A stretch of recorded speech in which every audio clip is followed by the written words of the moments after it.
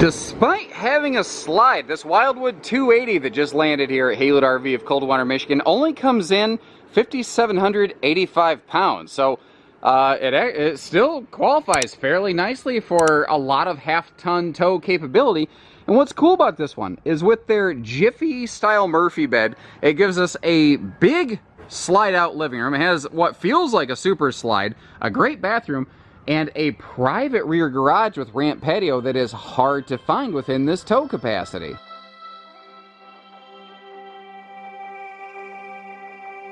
This is the type of camper I call a crossover rather than a full toy hauler, because it's not extra tall, it's not extra wide, it's not extra heavy, it's not extra expensive.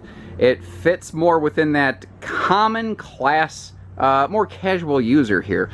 But the 280 RT Wildwood here at Wildwood RV does some things that very few other crossovers can do. First of all, with a 10-foot private garage, if you want to utilize the rear bench area back here as a sleeper, it can very easily function as an alternative bunkhouse or guest room. And where this is neat is bunks don't usually fit big kids or adults. So if you have big kids or adults potentially joining you, this is a really cool way to give yourself a more couples-oriented floor plan that is still big, extra sleeper person friendly. But there's another way you can use this area, especially for sleeping. You can kind of use those back support cushions as like middle dividers. And frankly, I think this is probably a better way to utilize it for a few reasons. First of all, there's not as much support under what is now the hump divider area, and there's full support under the seating side benches. So if you do have big kids or adults, they have more support under them this way. Not to mention the fact that especially if you've got a couple kids or if you're doing buddy hunting camping, that divider there, it just kind of keeps everybody separate and we don't have to worry about, I don't know, people get weirded out about sharing beds sometimes, so you just don't got to worry about it here. But if we set everything up, what we get here is a 6 adult sized dining area. So it's just very cool, whether it's just a couple of you and you just want to kind of keep yourselves entertained, or if what you're looking for is that like fun guest space, you have all the ability there. That table's fully free floating, so you can move it out here on the patio, you could move it out under the awning, you could just fold it away and get it out of the way. You could do whatever you wanted with it. Theoretically, you could take it in the living area, but that would get a little cramped. It is a sealed edge pressed membrane counter though, just like the rest of the RV. And all this is neat, but what they did here is they kind of took a bit of a cue from a lot of the luxury fifth wheel toy haulers, and they just transformed what would just be called the garage and made it like this beautiful sort of exterior separate living space. It's the concept is called the outdoor room. It's awesome, and I've never really seen another one of these crossovers done quite like this. I've seen some similarities here and there, but this thing right here, the way that it opens up and the seating, like if you just got that table out of the way, if you were sitting on the bench on the left, you're just gandering out over here directly over at your campsite. And, you know, between that window, all the lighting above, the skylight, it's so light, it's so bright, it feels anything but claustrophobic inside.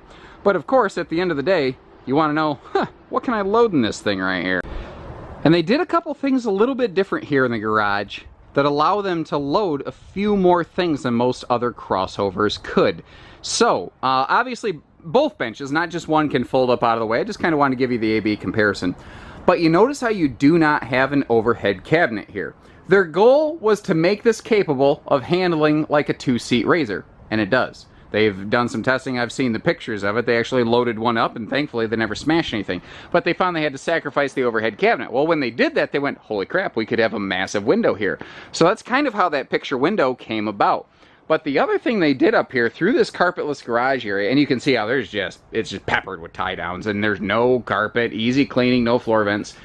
But they built the wheel well covers to the exact same specs as the floor, so it has the same load-bearing nature as the main floor. So if you have a 4-seater or a couple quads, a couple 4-wheelers that you need to put side by side, you can park your tires up on there and then strap and crank down those tie downs so that you don't you know, have any sort of loading issues. They were really smart about that. the lack of overhead cabinet and the bulked up wheel wells right there, that 1-2 punch allows them to do some very, very cool things. Now that opposing wall up there in the corner, you might notice, does have TV hookups. And over here, behind this seat, there's household and USB plugs. Not to mention a handy little barley poppinator, little pop bottle opener right there for those barley flavored bottles of carbonated water that, you know, make you do silly things when you get a little bubble buzz going on. But the fact is, there's just, the only limit to how you can use this thing is just how many different things you can think of. It's super flexible, it's super awesome. This RV has an interesting kind of corner Murphy bed they call a Jiffy sofa, and it actually makes a lot of sense they call it that because it works like a Jiffy. And I knew one of the questions I would get is not just what can I use when the RV is closed, meaning this big deep slide out that it has, but can I use the bed? And obviously the answer is yes. And frankly, the only thing you can't really access in transit is just the little entertainment and electric heating fireplace area, because short of that, you can obviously fully navigate through this walk-through bathroom, and there's nothing that blocks you from using the bathroom at all. And you can get back here into the garage. So it's just kind of a neat little fully accessible concept, but it's nice that you have this privacy wall right here. And this is about as big as you're going to get and still have that. And it looks like Mr. Jody's checking her in as we speak. And there are a few manufacturers that build a layout like this. And, I mean, we've already kind of ruined the secret by showing you the sort of Jiffy sofa thing in the up-down position. But this is what they normally look like. You have a dinette over here, you have that corner bed up there, and have fun, that's it.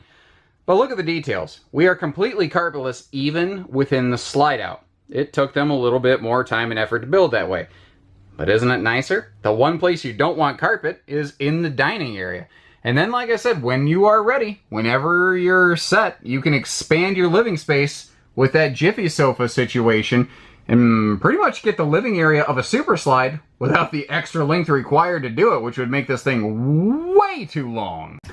And you might be wondering, how hard is it to operate this thing? Well, it's kind of why they call it the Jiffy sofa. It's on a handy little hinge. You just push it up, and it locks itself in place. In a jiffy. And what it leaves us is a centralized sofa. That's the thing.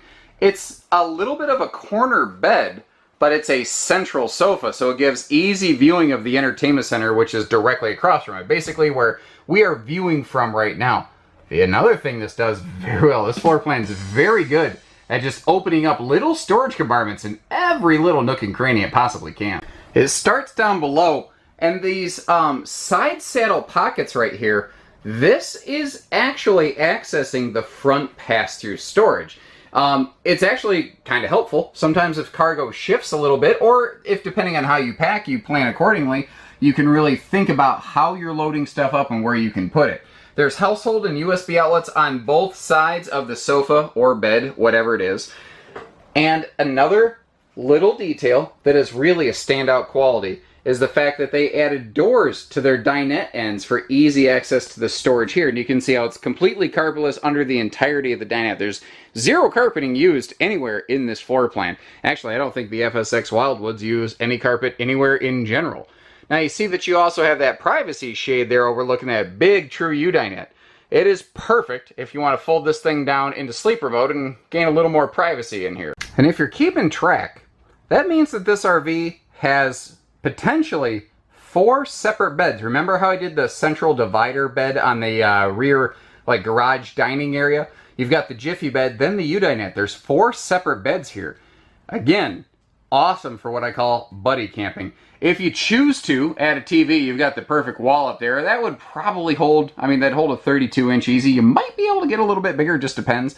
Below that is our Bluetooth stereo system, but it's very expansion friendly. It has a HDMI plug, so if you want to utilize that open shelf right there, great little place to be able to add some things, or just plug in a Roku stick or whatever. Electric space heating fireplace, taking the nip out of the air. Very cool if you have park power or a generator available and you don't want to consume all of your propane. You also have a simple kitchen, but one that has deceptively good storage space.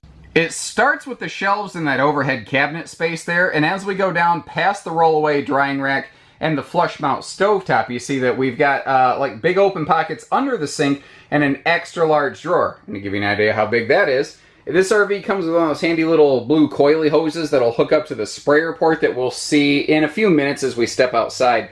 And you can see how it's dwarfed inside of that extra large drawer right there. And then on the way to the garage, we walk our way through that middle bath area.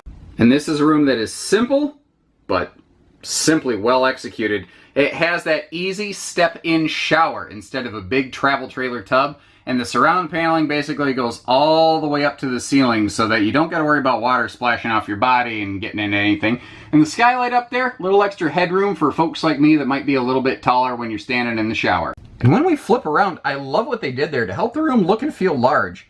They've got a cabinet on the right and a mirror directly against the wall on the left, above that sealed edge counter space there. And it gives you good counter space, but it gives you handy little kind of personal cabinet space that is separate from the storage that's under the sink. And that foot flush toilet, you've got lots of legroom in here. Very handy, so you don't got to do any twist 'em up bathroom yoke. And I love the look of this thing. First of all, that whiter skin package will keep this thing much cooler and more comfortable. Secondly, compared to the brown, and browner generation, it just looks way more modern and refined. It doesn't look like an old trailer when it's brand new. It looks like a brand new trailer, and it looks awesome. Power awning with LED lighting, outside TV hookups, and that's an anti-slam entry door. You see the larger handle and the stable steps for just easy come and go. You've also got easy access to that big pass-through storage compartment, and wouldn't you know it, that magnet holdback makes it easy to get in and out, and there's a handy little solar prep plug right there if you want to do some off-grid camping and be able to chase the sun. Also, as long as we're talking about power consumption, hiding behind the hardshell propane cover, which is a nice touch, they could have just gone with a slip cover and no one ever really would have thought twice about it, but they didn't, is a 12-volt battery disconnect. So, we've got our power tongue jack here doing the heavy lifting for us, but little things like that plug buddy. It's the little touches that go into these. If you just, hit down the major qualities of this RV, on paper, it feels like there's a lot of other things like it, but when you zero in under a microscope, you look at the details, this is a very intelligently designed and detailed product. Now the skin color might have changed, but my favorite part of it, the Tough Coat skin system, has not. So what it is here, in this class and category, which in the vernacular of the pleasantries would be called stick and tin, but technically called conventionally constructed, the 67% thicker nose skin and the 33% thicker, darker skin bands on the sidewalls has become a more common thing, and that's good. That's something that needed to happen. But if you zero in a little bit more closely, and I don't know how well this is going to show up on camera, you see it's not exactly smooth to the touch. That's because any exposed aluminum on this, the nose, the sidewalls, anything, has an anti-scratch coating applied to it. Because they figure, especially being a toy hauler, and all Wildwood trailers do this, by the way, you want to get off the beaten path, or even if you just have a tree branch that you weren't predicting that rakes its way down the side of your trailer, you don't want it leaving scars. You know, you want the trailer to keep looking good, and this one is made to keep looking good. Just behind the slide out, we have a little sprayer port to be able to hose down, the toys or anything like that. You got a black flush, and all of that's located right next to our sewer hookups and next to the power. So, I mean, all of your hookups are in one spot, which makes a lot of sense. These run on a adjustable height suspension, but that's not something that you'll typically hear anybody talk about on a Wildwood, because they all ship from the factory at the highest position to give you the greatest ground clearance. But technically speaking, if for some reason you wanted to, you could actually lower the whole body of this thing, like 1-2 inches, somewhere in there. I don't have the hard number on me. Ramp patio package on the back here gives us, just expands our living space, and especially with that, it actually magnets in place. There is a screen wall with a kind of quick little pass-through on here. It turns the whole room into a neat little 3 seasons room, and as we saw inside earlier, that big campsite panoramic viewing window and the skylight above, it truly feels like a living experience in that garage area when you convert it over into like living mode as opposed to just toy hauler mode. Although it does that very well too, and that's another reason I like this one. The living room with that Jiffy sofa converts. The garage with the patio deck and that monster window there converts. There's no one way to use this RV. It's just what sounds good to you and how does it sound good today, because you can change how you use it on the fly every single time. And that's why we brought it in here at Hayward RV of Coldwater, Michigan. So give us a call. We do it all. You know, hitching, pieces, parts, trades, finance, truck and trailer, package deals, RV delivery, and everything between. We don't do hidden dealer fees, however. Sorry for the convenience. So take care, stay safe, have fun, and happy camping, everyone.